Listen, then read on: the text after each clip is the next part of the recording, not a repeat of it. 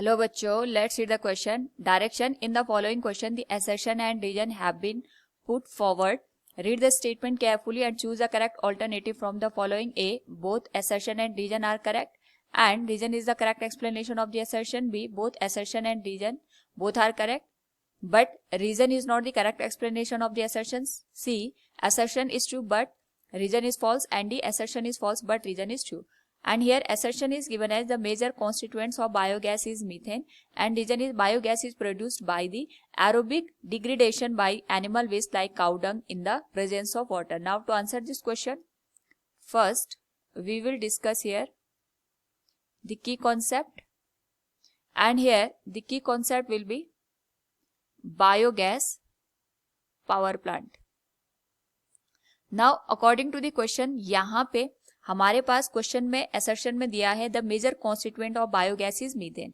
तो सबसे पहले अगर हम बायोगैस पावर प्लांट की बात करते हैं तो इसमें हमारे पास हम काउ डंग हो गया, या फिर हम क्रॉप, या फिर जो हमारे पास वेजिटेबल्स के रेजिड्यू पोर्शन होते हैं, इन सबको मिला करके यहाँ पे स्लरी का फॉर्मेशन करते हैं। और इस स्लरी को यहाँ पे एक कंटेनर में डाला जाता है जो कि एयर टाइट होता है। एयर टाइट होने का मतलब ये होता है कि यहाँ पे कंप्लीटली जो ऑक्सीजन है या एयर है उसकी अब्सेंस कराई जाती है, और इस कंटेनर को हम यहाँ पे डाइजेस्टर का नाम देते हैं। तो जब हम इस स्लरी को इस कंटेनर में डालते हैं, उस पर्टिकुलर केस में यहाँ पे हमारे पास एक रिएक्शन होती है in the presence of the micro organism, और ये जो माइक्रो ऑर्गेनिज्म हमारे पास होते हैं ये ऑक्सीजन की अब्सेंस में यहाँ पे जो स्लरी प्रेजेंट होती है उसको डिग्रेड, या हम कह सकते हैं डिकम्पोज कर देते हैं। और डिकम्पोजिशन के बाद यहाँ पे मीथेन गैस का फॉर्मेशन होता है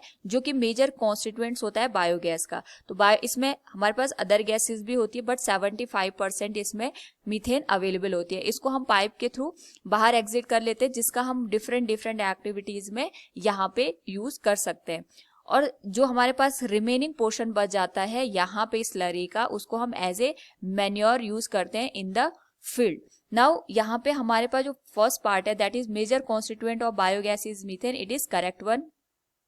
and reason is biogas is produced by the aerobic degradation by animal waste like cow dung in the presence of water, it is incorrect one. क्योंकि हमारे पास यहाँ पे ऑक्सीजन या एयर की अब्सेंस होती है, और जब हमारे पास ऑक्सीजन की अब्सेंस होती है उस पर्टिकुलर केस में हम उस रिएक्शन को कहते हैं एन एरोबिक डिग्रेडेशन। और जो ऑक्सीजन की प्रेजेंस में या हमारे पास यहाँ पे एयर की प्रेजेंस में होती है उसे हम कहते हैं एरोबिक डिग्रेडेशन। तो जब भी बायोगैस का फॉर्मेशन होता है वो ऑक्सीजन की, या हम कह सकते हैं एयर की अब्सेंस में होता है, so it is known as anaerobic degradation. So हमारे पास जो रीजन का पार्ट होगा ये इनकरेक्ट हो जाएगा। So from the given question we can say here assertion is true but reason is false. Option C will be the right answer. Hope all you understood it. Thank you and best of luck.